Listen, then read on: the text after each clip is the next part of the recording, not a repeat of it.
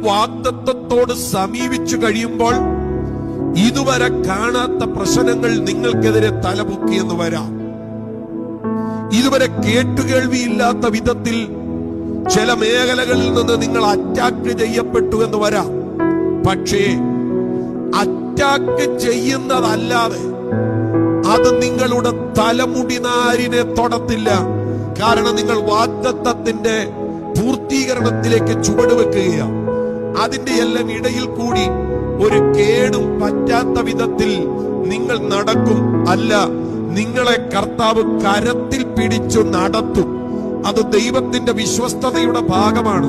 നിങ്ങൾക്കെതിരെ ഏത് എതിര് നിന്നാലും, നിങ്ങൾക്കെതിരെ ഏത് സാത്താന്യ ശക്തി നിന്നാലും അതിന്റെ എല്ലാം ഇടയിൽ കൂടി നിങ്ങൾ നടക്കും. കാരണം നിങ്ങൾ പ്രത്യേക ദൈവിക ഉദ്ദേശത്തിന്റെ കരുതലിന്റെ കീഴിലാണ് നടക്കുന്നത്.